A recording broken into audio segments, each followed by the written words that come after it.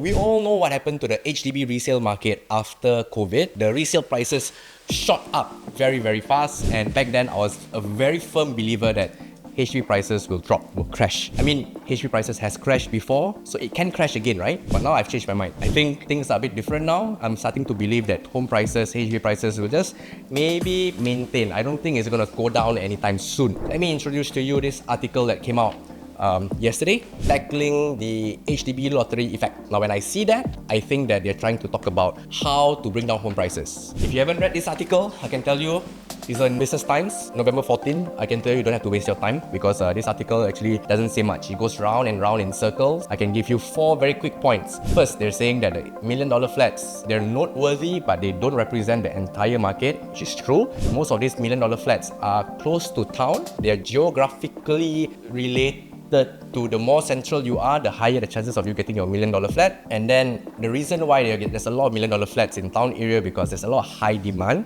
but not enough supply. So very obvious reasons, very obvious article. And also after that they talk about the need for new measures. The measures they're talking about, increasing more supply to town area to stabilize the market. So I'm going to give you my 2 cents and most importantly to explain why I don't believe HDB prices will be going down anymore. If you've been following my channel, I have been very vocal, I've been very open about my belief that HDB prices will crash. But today, I think the lottery effect is here to stay. First, there are 2 sets of homeowners today. First generation is our parents' generation, the boomers, the generation that got into the property market early in the 80s, in the 90s. Okay, they enjoyed the booms, then it went to bust in 1997, boom again, bust again in 2008, boom again, bust again in 2013. Along the way, a new generation of homeowners entered the market. My generation, you, me. We got our toes dipped into the property market in Singapore. We got interested in investing in Singapore property. And then the difference between that generation and our generation is the older generation is predominantly single income.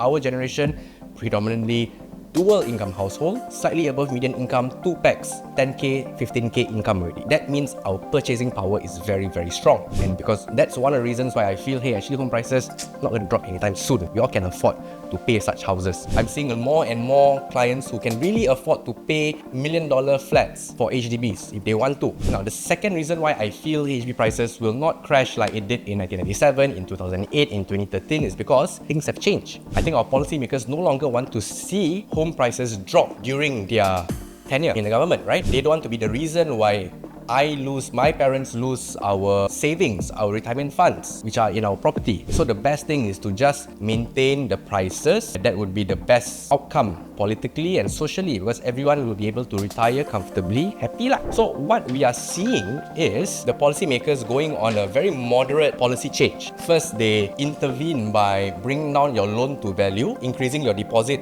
by 5% recently only, and then after that they also changed the MOP for some places in Singapore from 5 years to 10 years. I think that's fine. And then also they say that as you buy prime location, there's going to be clawback to your selling price when you profit in future. I also think that's fine. However, why I felt that home prices was going to crash back then was a few years ago, this was the statement the policymakers came up with to intervene when needed to ensure affordable public housing. Desmond Lee, Big Boss, says that they'll do whatever it takes for affordable market. So because of that, I used to think that they're going to bring prices down. But I failed to realize that this can also mean them increasing the affordability of Singaporeans. One way is to increase your income. Higher savings, higher loan, higher home prices. But to increase high income, not easy lah. So what do? They increase the support with more grants in the market. They solve the situation by making home prices, public housing affordable. But they introduce new problem. They inflate the home prices because sellers see that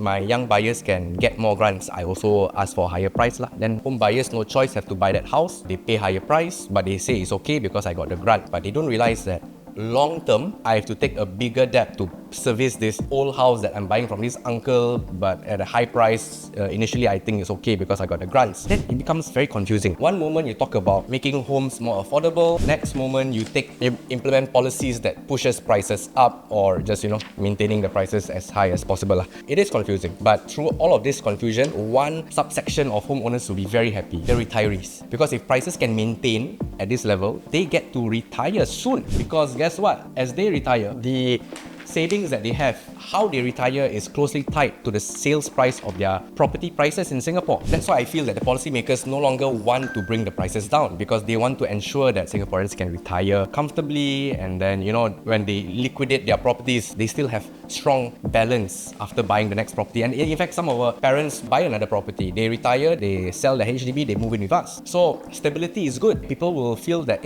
prices maintain as it is, I can invest in Singapore's real estate because it's very stable. Stability is good. I don't want change. But there will be a big change very soon, because like I said, set of owners in Singapore are your boomers and your millennials, right? Us versus our parents. As our parents, in the next 15-20 years, many of our parents will eventually pass on. It will happen, and there will be a big shift. Our generation will inherit our parents' properties as they pass on. However, because we already have our own property, our HDB, our condos, our landlords and all that, as we inherit, we have to quickly sell off. We cannot hold on to their property because it's a HDB. We can do two things: sell my house, move into my parents' house, or sell my parents' house and I stay put. What if I want to sell my house and move into my parents' house? Okay, not everyone want to do that. So what will happen after that? I did a check on SingStat. Potentially up to 200,000 homes, condo, HDB landed will exchange hands in the next 15-20 years because of our older generation passing on. So what will happen after that? Honestly, I don't know. It's 15 years, 20 years after today, I think policies will change. But then eventually these properties, like I said, when you have to sell, the buyers will be restricted with the amount of CPF they can use. Because it's such an old property, you cannot use your CPF, you cannot use your loan. So what will happen to home prices later on? Maybe that's when we finally see the true impact of lease decay. Because those properties, our parents' generations, they own properties which today are 30 to 40 years old. 15-20 years time, those will be 60, 55 years old. So long term, maybe prices drop. But for the next 5 to 10 years, with all of this in place right now, I find it hard to believe that home prices will depreciate. Maybe at best, it will shrinkflation, whereby home prices still go up a little bit, but it cannot keep up with real inflation. So what can the policymakers today do to reverse this lottery effect? They can look at what's happening in the private market and then maybe copy some of the things they've implemented there. I think it's been effective to ensure a safe and stable market. 3 things they can do. They can tier the stamp duty for purchases. Today, HDB prices, you buy all standard around 3% stamp duty. What if we change it to properties below 500,000 remain the same, 300,000, properties between 500 to 800,000, which predominantly are your 4-room MOP flats or your resale flats, your 5-room resale flats, increase the stamp duty to 4%. Anything above 800,000, make it 5%. Anything above 1 million prices, make it 8% stamp duty. Very expensive stamp duty. Crazy, yeah? And then anything between 1.2 to 1.5, because I think that's where the market is accepting high value HDB flats. Make it a 10% stamp duty. Charge it high because you want to bring the prices down, right? Anything above 1.5, 15%. It's just to deter prices from ever going there. Second, they can do is tiered MOP. Like I said, today they've already changed the MOP before. They can change it again, but instead of based on location plus prime standard, tier the MOP even for the resale market based on purchase price. Anything below 1 mil, 5 years MOP as per normal, 1 mil to 1.2 mil, 8 years MOP, 1.2 mil and above, 10 years MOP, regardless of age, regardless of classification. Final suggestion that they can do is deposit loan to value, change it. They've already implemented it before. Change the loan to value. Today it's at 75% for all HDB flats. Why not make it tiered? Anything below 500,000, change it back to 20%. 500 to 800,000, 25% deposit. Cash, CPF, grants, whatever. 800 to 1 mil, 30% down payment. 1 mil to 1.2 mil, 50%. Or in fact, 1 mil all the way to 1.5, 50% down payment needed. 1.5 mil and above, 60%. Honestly, on its own, all 3 of it, if you implement one by one, I think the market will still accept. Will slowly just normalize for a while. But if you implement all 3 at the same time, that's when you will see prices change, prices drop. Of course, I am torn in 2 minds about this. The current situation, I cannot accept how expensive HDB prices are today. I think it's just too high compared to our income levels today. I don't think it's logical, but they come up and give calculations that a lot of Singaporeans can afford, blah, blah, blah, blah. And I think a lot of Singaporeans feel sick, whereby they cannot bear to deal with such home prices. But most importantly, they cannot bear even more if home prices actually crash. That's one part of me. The second part of me is as a property agent. I love it.